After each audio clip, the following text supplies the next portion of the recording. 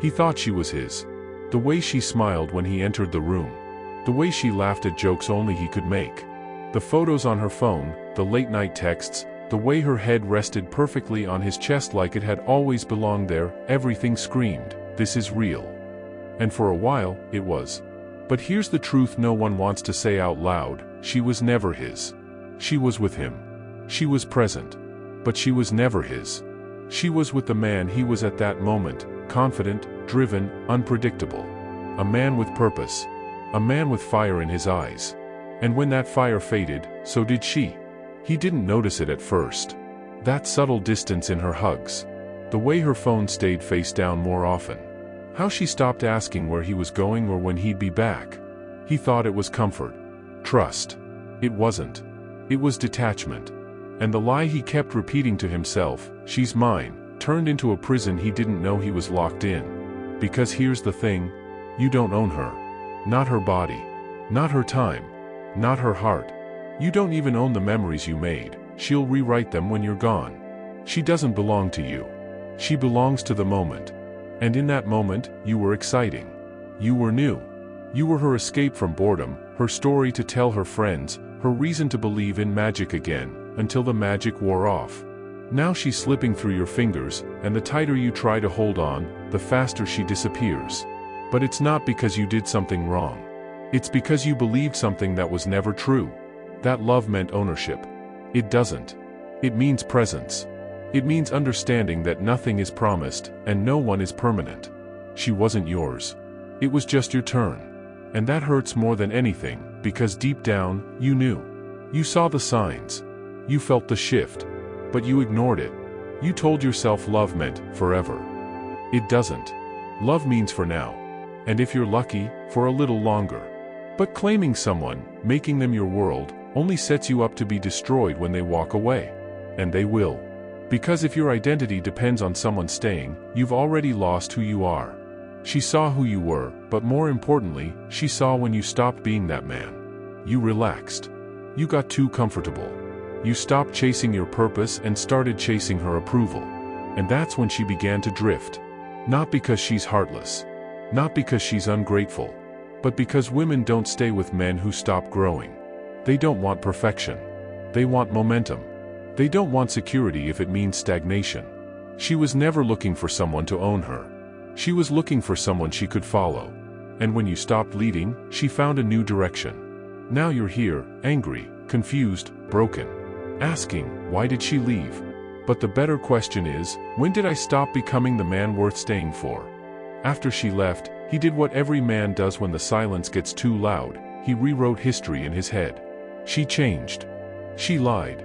She never really loved me. She used me. All the classic hits. And maybe, to some extent, they were true. But the truth is never that simple, and the pain, never that clean. He kept scrolling through her photos, staring at old videos, reading texts that once made him feel alive, now each one slicing deeper into his pride. He wasn't looking for closure. He was searching for proof that she had once been real. Because if she was real, then the love was real. And if the love was real, then maybe it wasn't all a waste. But love isn't proof. And pain isn't evidence.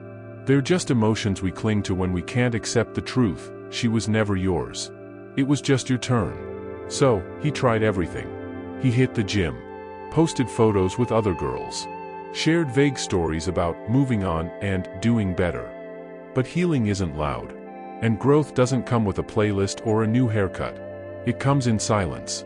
In the quiet moments when no one's watching. In the mirror, where excuses can't protect you. It comes when you finally stop blaming her, and start rebuilding you. Because the moment you make her the villain, you lose the lesson. And the lesson is this: she didn't ruin you. She revealed you. She didn't break your heart. She exposed its cracks. She didn't waste your time.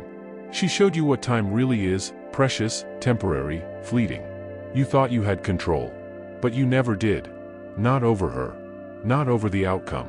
Not even over your own emotions. Because while you were planning forever, she was feeling the now.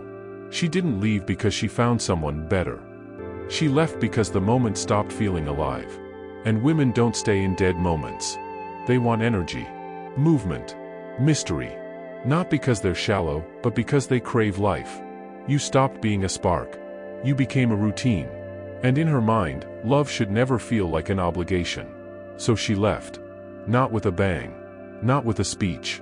But with distance. First emotional, then physical. You thought you had more time. You thought your history would hold her in place. But you misunderstood the nature of attraction. It's not built on what was. It's fed by what is.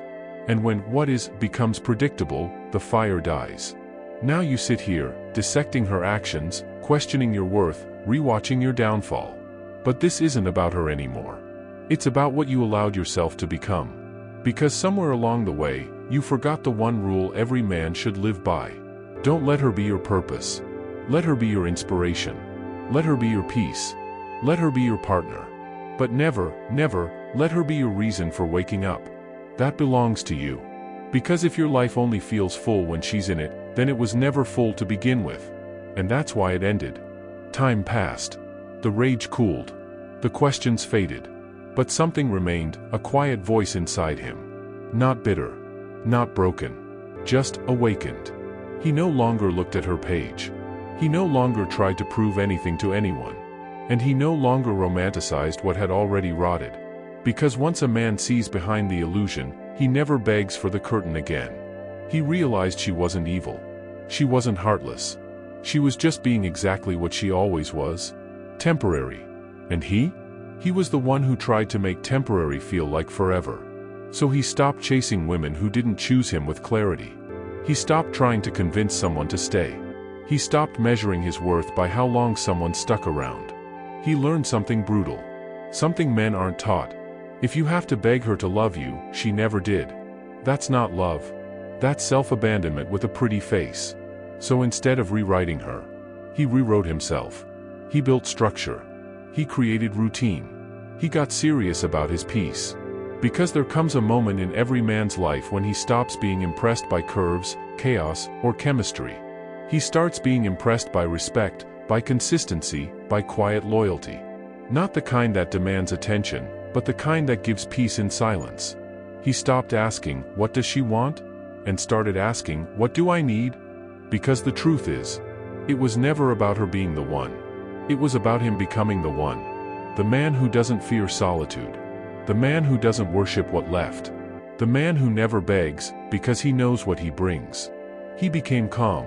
Not because he no longer cared, but because he now understood. Love isn't about possession. It's about alignment. And if someone can leave you for nothing, they were never meant to build something with you. So now, when people ask about her, he smiles. No anger. No pain. Just a nod. She was just a page in my story. Not the title. And that's the power of growth. Not forgetting, but remembering without bleeding. Not moving on, but moving up. Because some lessons don't come from books. They come from heartbreak. From betrayal. From facing your reflection when no one else will. He's not the same man she left. And she? She'll remember him. Not because he chased her, but because he became the man no woman ever leaves twice.